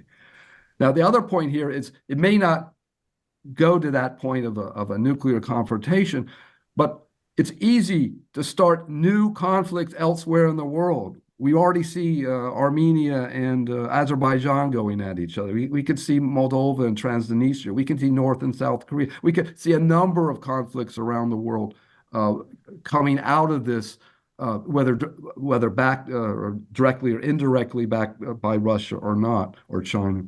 So my point is that the next stage may be a widening of this conflict before it turns into a major power confrontation. Ed, would you like to chime in on that?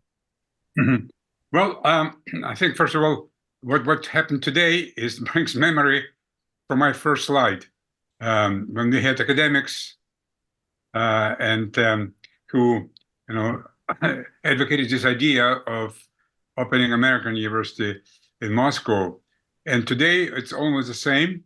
And what I wanted to encourage those specifically professors who teach at American universities, or not only American, since we have, as I mentioned at the beginning, we have 24 countries who signed up.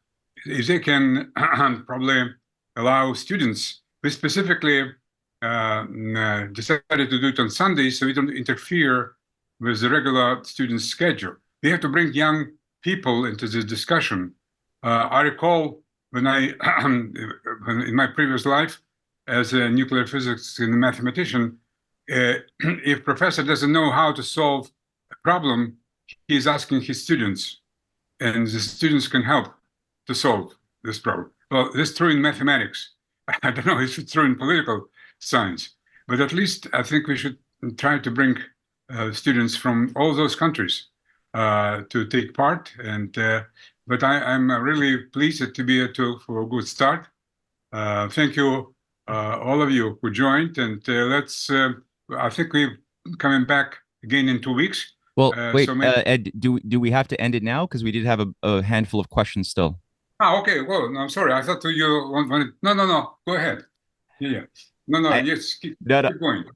But your points are well taken, and definitely we all should think and very seriously about finding ways to get more young people into this process. I mean, it's a serious crisis. The next generation has to really be challenged to confront and work through a lot of these core ideas. So perhaps in 2 weeks we can increase the ratio of younger people below 50 as well to take part in a multi-generational dialogue. So yes, good point. We've got time for about 4 or 5 more questions, depending on how it goes. We've got Peter, Alice, Arseny, and finally Roger, who got their names in there. So we'll try to get through all 5 of those. Peter Jones, it's all yours. Yes, thank you. I'd like to follow up actually on Ed's lead, because I'm an American who's a professor at a Canadian university and now in Mexico. So I've been a member of several peace organizations. I was involved in bringing World Beyond War into Canada. We actually hosted their conference in 2018 at OCAD University, where I'm still involved there. So there are different kind of peace institutions in the different countries or locations that we might be working with. I'd like to ask the panelists, and I think this has been really excellent, knowledgeable discussion with Ed, Peter, and Hall, that about what your thoughts and your proposals might be for the direction of a group like this, which at a size at about 50 could take some organizing steps among the academics and other professors and existing and perhaps creating new institutions. As someone who's been involved in peace movements since I was young, I've seen how some of the existing institutions, we're criticizing other global institutions that do not seem to be effective in the current crises, and earlier institutions established by academics, such as the Union for Concerned Scientists, do not show the priorities that we're discussing. And I don't think that they're moving in that direction. I think that perhaps a new type of network appropriate for the 21st century, that appropriately forms a scientific basis and an academic basis for responding to the propaganda that's being pushed by governments all the time. We need to have, I think, the kind of bastion of truth comes out of development in science and out of the arguments and discussions between academics. I mean, that is one place that we can work with. So I'm wondering what your thoughts are on the organizing steps that we could take from here that could lead to a more inspiring near-term and powerful organizing attempt from academics around the world that that share our understanding of these priorities and the need for responses to our own governments. Peter, Hall, Ed. Well, I think this is what happened during this course. Well, I call it course because as university university, you have to have course. So today was just introductory, I would say. We talked about history, and then now I think next session, which will be in 2 weeks, maybe we will have 2 weeks to think about it. I already started getting some specific ideas, and then we can hopefully start with those people who have those ideas. We can share. By the way, I wanted to ask if anyone objects, because we have about over 100 people registered. I don't know. I didn't want to disclose emails without authorization. So if anyone is objecting, then I will simply not share this email. If you don't mind, then you can talk between yourselves. So maybe my next mail to all of you will be to see if anyone is objecting to sharing. But let's have at least, I don't know if Peter maybe or Hall will, I think Hall wants to talk about this next time. He split his presentation in 2 parts, history and then what to do. It goes back to Russian classic literature to say, first you find out who to blame, and then you talk about what to do. So today, let's talk about who to blame. And I'm glad that Peter raised this issue of what to do.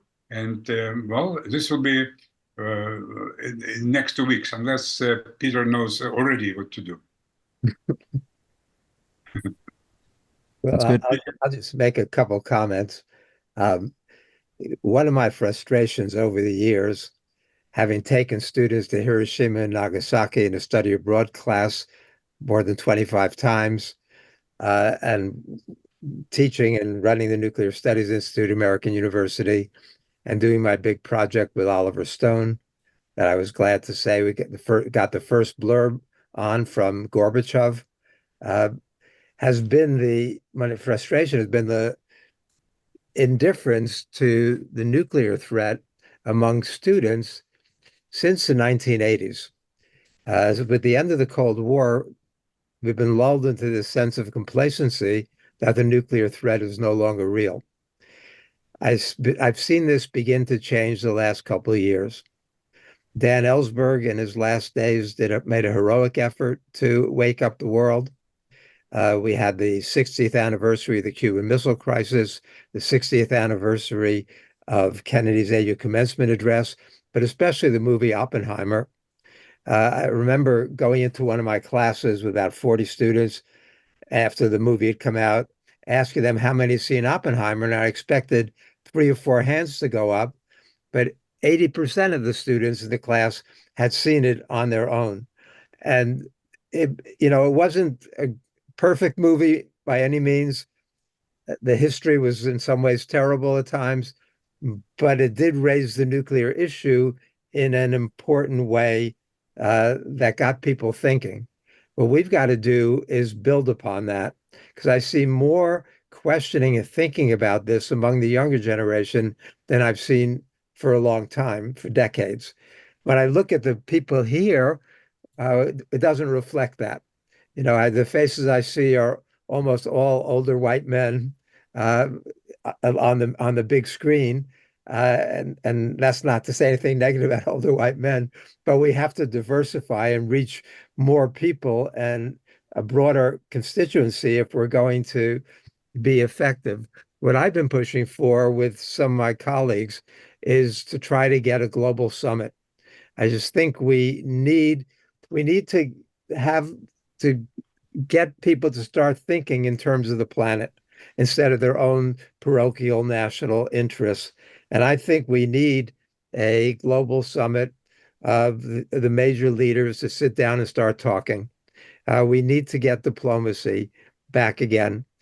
Any groups like this or other groups we work with, I work with historians, and some of you work with scientists and other groups. We need to keep building them in order to create pressure on politicians and others. That's why I mentioned Guterres, the Pope, and Lula, because they've been the few who are trying to come up with solutions to this. And when I look at the others, Biden wants to make America great again. Putin wants to make Russia great again. Xi wants to make China great again. Modi wants to make India great again. You can go down the list. And I mean, they're all parochial nationalists with a very limited vision. And we've got to somehow mobilize the population to put pressure on them, because on their all left to their own devices, they're not going to do it. Paul, you want to chime in on that, or are you good? Simply total agreement. There are efforts on the part of Turkey. Erdogan's got his own issues, but certainly he wants peace in the Black Sea. China has, however, talked about negotiating, and Ukraine didn't say no to China's offer of a possible negotiation. Qatar, it was going to negotiate some issues about striking energy facilities. That fell apart, or so far as to my knowledge, has fallen apart. So there are a lot of states that could participate in what I call contact groups that help to put the end to the Cold War, to resolve specific regional conflicts and try to get a dialogue going among themselves and with Russia and Ukraine. So I think there is a way to work with the international community in doing that and pushing for a contact group approach that brings just a few states. It doesn't have to work through the UN bureaucracy. That's a mistake.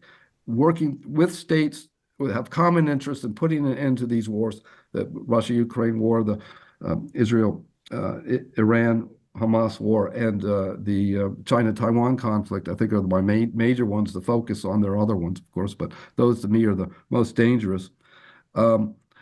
Working to get states together who have specific interest in those conflicts, and trying to figure out a way to wind them down. Thank you. We have Alice, Tony, Arseny, and Roger. So we'll try to get through all four. Alice Slater, are you still there? Thank you. I'm the first woman. I'm just announcing it. We're not only white Western, we're also a lot of men here. But anyway, I'm on the board of World Beyond War. I live in New York City, in the belly of the beast. And I'm so appreciative of the information and the background. The trouble is nobody in America knows these things. I mean, not enough people know this. They're totally lacking in knowledge. We've been assaulted by what Ray McGovern, who was a former CIA agent that formed VIPs, Veterans Intelligence Professionals for Sanity, he calls it the Mickey Man, the military, industrial, congressional, intelligence, media, academic think tank complex. We're in this fog of misinformation and attacks on Russia, on China, and supporting Israel's genocide. And I mean, it's just crazy. And I feel like we have to concentrate on my nation, the United States. Maybe we need a global approach, but we got to educate the people here. And we have a lot of talk about how awful nuclear war is. We know about this, but there's no talk about the solutions that have been on the table forever. Russia and China have put in resolutions to negotiate a treaty to keep weapons out of space, and the US turns that down. When Obama boasted with Israel about the Stuxnet virus that knocked out Iranian enrichment facilities, Putin, and the New York Times actually reported this, I can't believe it. Putin called Obama and said, let's negotiate a cyber ban treaty. We turned him down. And they put this into the UN every year. Not to mention that we walked out of the ABM treaty and put missiles in Russia, in Romania and Poland. And we keep nuclear weapons in 5 NATO states, including Turkey, where Kennedy removed them to get Khrushchev's agreement to take their missiles out of Cuba. They're back in Turkey. So nobody knows this. I think like the best thing we could do is like hire a high-powered PR company to put out like 10 facts you have to know that if the Americans would do this, we would get agreement from Russia and China. They are willing to negotiate with us, but they're not going to negotiate from a position of weakness. They keep talking about their strategic security. If we're going to dominate the military use of space, they're going to hold on to their nuclear weapons. You know, I mean, this is how great powers play. And they've put a lot of offers on the table that nobody knows about, that the U.S. rejects and overrides and walks out of treaties. And we never even signed the Comprehensive Test Ban Treaty. And when we finally did, Clinton gave the Los Alamos Strangelove $6 billion for subcritical and laboratory tests, you know, like they were still testing. And of course, Russia does whatever we did. It's always us. As a matter of fact, people should know that Stalin asked Truman to turn the bomb over to the United Nations, you know, when we were working against Hitler together and we were forming to end the scourge of war. And the first resolution at the UN was for nuclear disarmament. And we said no. So Russia got the bomb. You know, I mean, this is where we are with it. As there was a famous comic strip during the 50s in the Red Scare. We're in a new Red Scare. But it was Walt Kelly, and it was called Pogo Possum, and he had a line, "We met the enemy and he is us." And even though we're from all different countries here and different institutions and everything, I mean, somehow we've got to let the American people know that there's an option, you know, to change our government and take up all these offers. So I don't know. That's my thought about. Maybe this can be further discussion going forward, because I think it's time to stop talking about how terrible the bomb is. People are just hiding under the. We have to say what opportunities we're losing to get rid of. That's the real scary thing. That there are all these offers on the table that the U.S. turns down because they're making a killing on killing. It's really like what Smedley said, the old general, that war is a racket. You know, I mean, that's what's going on. People are making money and they don't care. Anyway, thank you.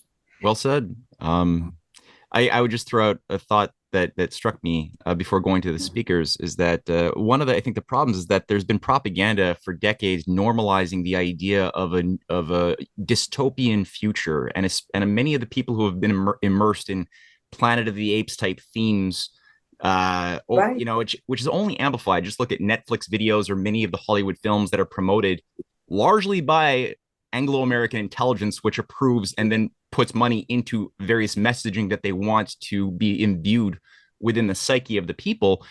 It all is based upon adapting to either accepting World War III type scenarios or adapting to a post-nuclear Holocaust. But it's so normalized that people don't realize how unnormal this type of situation actually is in reality, and how real healthy creativity should not be to paint pictures of this terrible future that we supposedly we have to adapt to, but we should be thinking through, using our creativity, what are the solution concepts that we could be moving towards, like an asteroid just smacked into I think above the Philippines. You know, it was a little one, not a big deal at the end of the day, but really that's a reminder that, okay, if we're gonna save humanity, that type of power of the atom could be applied to do things that involve stopping asteroids. There's a variety of things to do, but we're not talking about that. People just are not accustomed to thinking on those terms. So I really appreciate your contribution just now.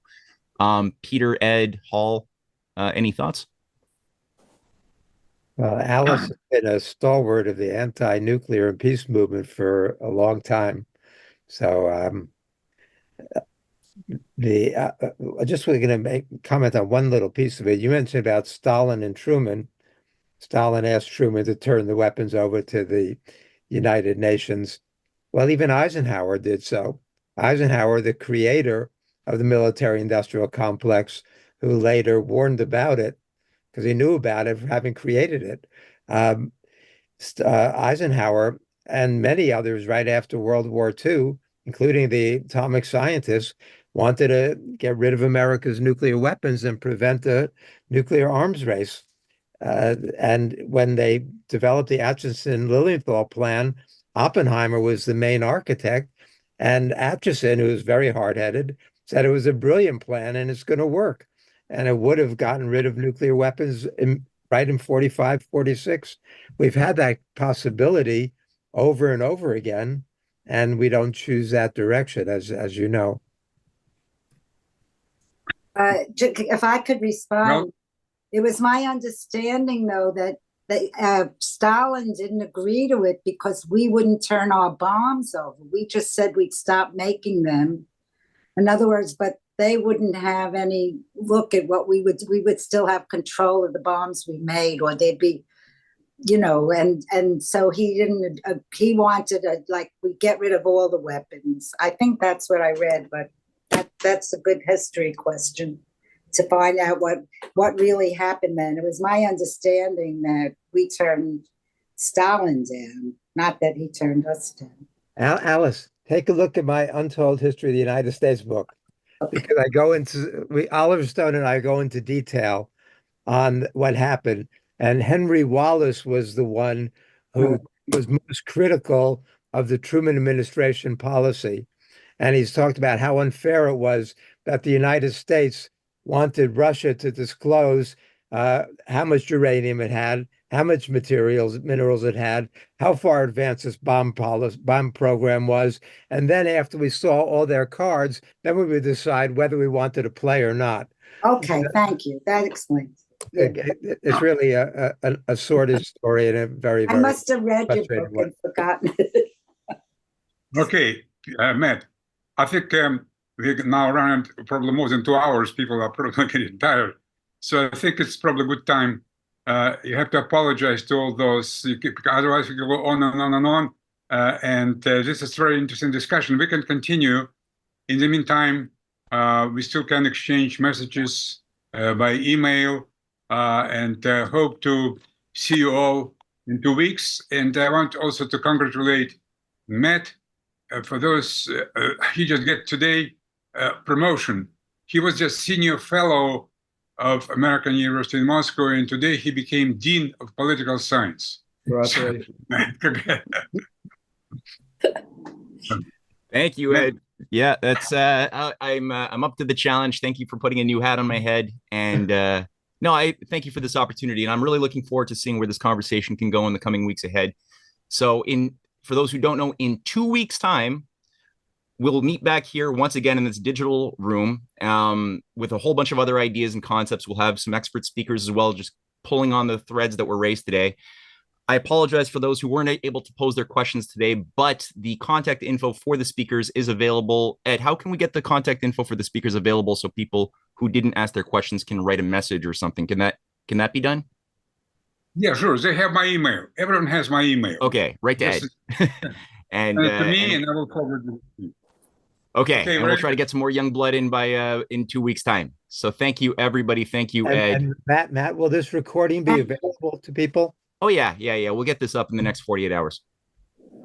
And what about the items that were listed in the chat? Will those be available? That's a little bit more challenging, isn't it? Let me see what I can do. I have no idea how to do that. Maybe. I don't know either. Yeah, sorry. I'll see what I'll see what we can do.